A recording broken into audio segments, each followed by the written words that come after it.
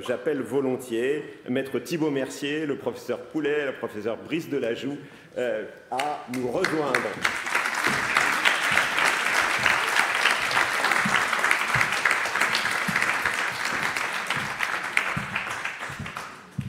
À l'occasion de cette première table ronde, on va essayer de cerner un certain nombre de dimensions de cette décision emblématique commune de Morsang-sur-Orge, de voir comment celle-ci est susceptible de résonner, de voir comment celle-ci a opéré une délicate conciliation entre la sécurité et les libertés.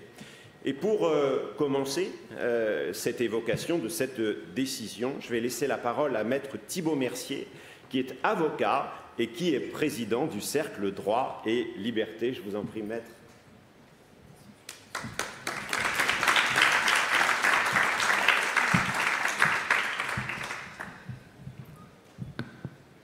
Madame le maire, mesdames et messieurs les professeurs, mesdames et messieurs, je suis vraiment heureux et touché d'être ici ce matin et de pouvoir lancer, non pas un nain, pardonnez-moi cette blague, mais cette matinée de colloque consacrée à l'un des arrêts les plus connus de notre droit. Cet arrêt commune de Morsang-sur-Orge qui est rentré au panthéon du droit et que désormais l'on révère sans vraiment plus trop se poser de questions. Et pourtant cet arrêt et les circonstances factuelles qui y ont contribué méritent d'être connus et débattus. Et c'est pourquoi je remercie Madame le maire d'avoir eu l'initiative de cette conférence. La solution dégagée par cet arrêt peut désormais apparaître comme une évidence, vous le disiez. Mais derrière l'évidence se cache une histoire infiniment plus compliquée, une histoire qui dépasse de loin le cadre juridique, une histoire où la morale, la politique et le droit s'entremêlent, une histoire qui est venue brouiller la frontière entre ce qui relève du débat démocratique, ce qui relève du pouvoir politique et ce qui relève du pouvoir du juge.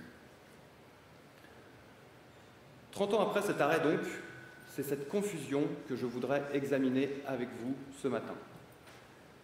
Comment une affaire à l'origine morale et politique née d'un fait divers, comment une telle affaire a-t-elle engendré une décision judiciaire majeure et comment, par cette décision, le Conseil d'État a possiblement franchi la frontière du droit pour entrer dans un domaine qui à l'origine n'est pas le sien, le domaine du politique. Alors l'histoire, elle commence bien avant 1995. Elle commence à l'été 91, quand Manuel Wackenheim est approché par un producteur pour participer à un spectacle de lancer de nains dans les discothèques. Manuel Wackenheim, qui était parmi nous hier et qui le sera aujourd'hui, je crois aussi, et qui vient personnifier cet arrêt. Tous les étudiants en droit, tous les juristes connaissent la décision, mais très peu, même trop peu, je dirais, savent que derrière cette décision s'est joué le destin d'un homme. Manuel Wackenheim, donc, accepte de participer à ce spectacle et il est d'ailleurs payé pour le faire. Après quelques mois sous les radars, c'est à l'automne que l'affaire enflamme les médias. Le journaliste Jean-Pierre Elkabbach s'indigne, l'actrice Mimi Mati s'émeut et le secrétaire d'État aux handicapés réclame l'interdiction du spectacle. Face à cette pression, qui me semble être venue principalement du landerneau médiatico-politique parisien, face à cette pression, donc, le ministre de l'Intérieur décide d'adresser une circulaire au préfet pour que ces derniers invitent les maires à interdire ces spectacles. Le ministre, il n'a pas un tel pouvoir d'interdiction. Il passe donc par l'intermédiaire de ses préfets pour que ces derniers demandent aux maires d'user de leur pouvoir de police administratif. Le maire de Morsang-sur-Orge, à l'époque, lui, il n'a pas attendu la publication de cette circulaire, puisque, si mes souvenirs sont bons, elle a été publiée en décembre 91. Le maire de Morsang-sur-Orge a pris un arrêté d'interdiction le 25 octobre 91, le jour même où le spectacle était prévu, à l'Embassy Club, à 1 km à peine d'ici, Embassy Club qui est désormais fermé. Le spectacle n'aura pas lieu. D'autres arrêtés municipaux similaires ont été pris par des maires en France, je pense notamment à Aix-en-Provence. Donc Manuel Wackenheim, lui, il se voit empêché de travailler Mais il ne souhaite pas en rester là, et il décide, avec son avocat, maître Serge Poteau, qui sera parmi nous aujourd'hui également, de contester ces interdictions devant les tribunaux administratifs. Et au cours de l'année 92, ce sont donc 3 arrêts qui sont rendus par les tribunaux administratifs de Versailles, Marseille et Besançon. 3 arrêts par lesquels le juge administratif décide tout bonnement d'annuler les arrêtés municipaux d'interdiction. The show must go on. Alors comment ces juges de première instance ont-ils pu annuler ces interdictions? Eh bien, je vous répondrai en disant qu'ils ont fait leur travail qui consiste, comme le disait Montesquieu, à être la bouche de la loi. Parce qu'à l'époque, le texte de loi sur lequel s'est appuyé le maire de Morsan-sur-Orge ne lui permettait pas d'interdire un spectacle de lancer de nains sur le seul fondement de la morale, de la dignité humaine. Ces juges administratifs, en 92, ils ont donc appliqué la loi qui est en France votée démocratiquement par les représentants de la nation. Alors le feuilleton judiciaire, évidemment, ne s'arrête pas ici, sinon nous ne serions pas là ce matin. Le feuilleton judiciaire ne s'arrête pas puisque le Conseil d'État est saisi en appel, et c'est bien 4 ans après la première interdiction, donc en 1995, que le Conseil d'État se prononce pour annuler 2 jugements de 92, Morsan-sur-Orge et Aix-en-Provence. La ville de Morsan-sur-Orge a de la chance parce qu'on aurait très bien pu appeler cet arrêt ville d'Aix-en-Provence. C'est Morsan-sur-Orge qui a été cité en premier.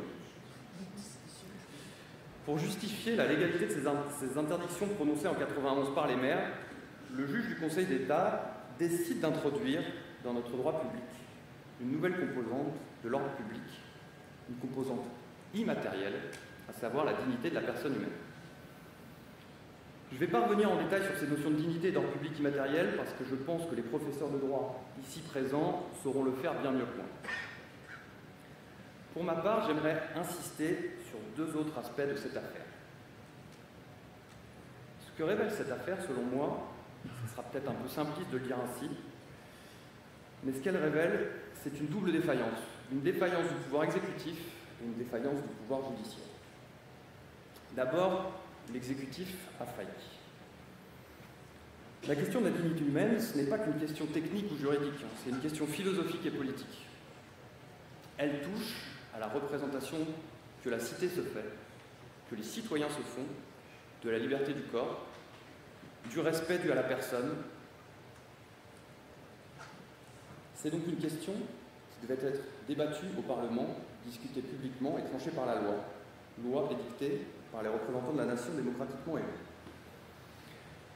Mais au lieu d'assumer ce débat et de passer par la voie législative, qui, je vous l'accorde, est certainement bien plus longue, l'exécutif a préféré prendre des décisions d'interdiction qui excédaient son pouvoir. Faillite de l'exécutif, je vous disais, mais aussi faillite du juge. En tout cas, faillite du juge du Conseil d'État, selon moi, qui lui aussi a dépassé ses pouvoirs. Le Conseil d'État ne s'est pas contenté d'interpréter la loi ou de l'appliquer. Non. Il a inventé un principe nouveau qui n'avait aucun fondement textuel légal. Et ce faisant, il a quitté son rôle de bouche de la loi pour devenir auteur de la loi. Alors, je vous rappelle qu'en France, c'est une tradition libérale qui prévaut et qui implique la séparation des pouvoirs, formulée par Montesquieu. Dans De l'esprit des lois, Montesquieu écrivait « Il n'y a point encore de liberté si la puissance de juger n'est pas séparée de la puissance législative et de l'exécutrice. » Le Conseil d'État, donc, il a voulu combler le silence du politique. Mais en remplissant ce vide, il a franchi le Rubicon et il a exercé une fonction législative en dehors de tout mandat démocratique.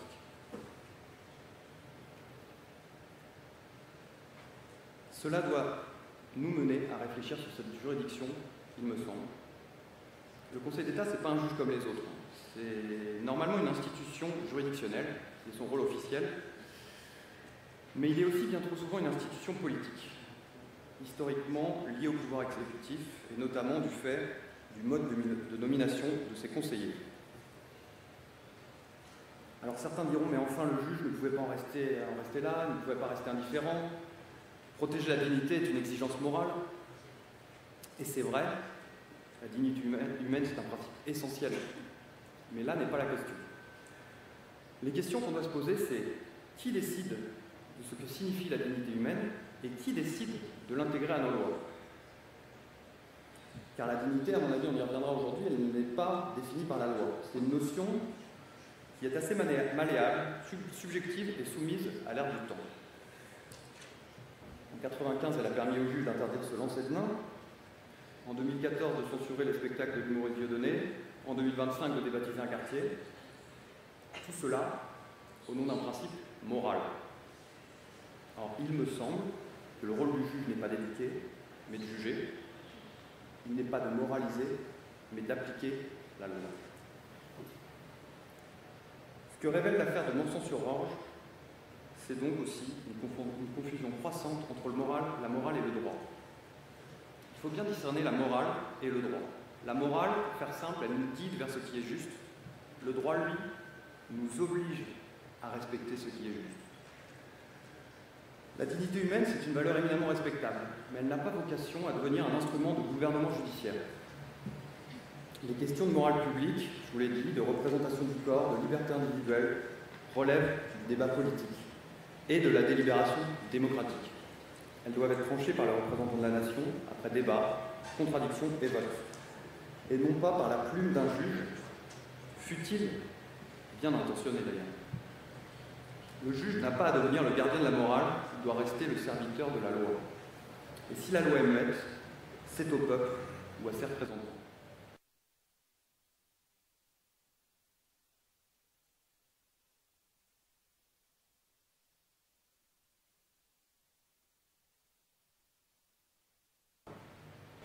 À vous désormais, étudiants et futurs praticiens du droit présents dans cette salle, de vous en emparer.